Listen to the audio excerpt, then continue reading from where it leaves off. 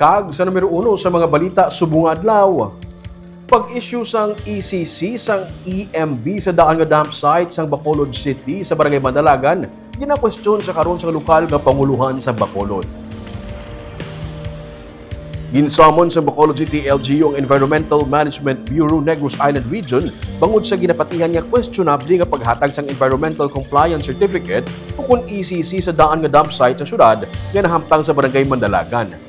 Gisiling ni Bacolod City Legal Officer Carol Joseph Chu nga bisan may stoppage order kag notice of violation nga gin-issue ang syudad sa isa ka pribado nga kumpanya nga nagadumala sang among dumpsite, ginatagan ini sa gyapon sang EMB NIR sang ECC.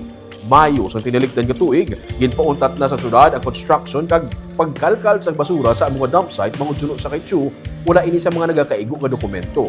Apang Hulyo sa tinalikdan man nga tuig, nakakuha sa gyapon sang ECC ang pribado nga kumpanya. Ginapasabat sang syudad ang EMB NIR kun nakalabay gid man sa legal nga proseso ang paghatag sang ECC sa daan nga dumpsite. Dugang pa ni Chu, delikado ang ginakalkal nga basura sa daan nga dumpsite bangod wala pa sang disposal plan ang EMB kag ang syudad para diri. Ginalantaw man ang posibilidad nga mag-ubra sang bagong nga landfill para ma-dispose ang mixed garbage nga yara pa sa dumpsite. Ginaklaro man sa CLO, hindi syudad ang nagapanag-iya kag nagadumala sa old dumpsite bangod natapos na ang Memorandum of Agreement nila sa pribado nga kumpanya. Suno kay EMB NIR Director Vicente Los Bañez, hindi siya anay maghatag sang komento kung statement parte diri tubtob, hindi pa matapos ang technical conference nga natalana sa buwas nga adlaw.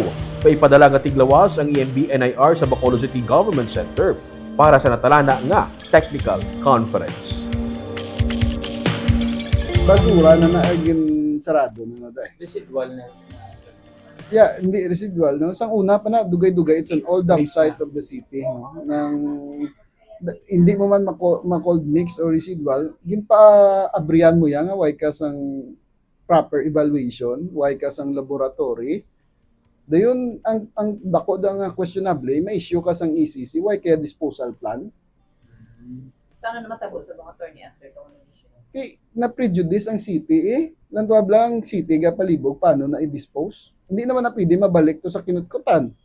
Hindi mo na ma-disturb. So the city has to come up with a disposal plan and EMB should provide that. No?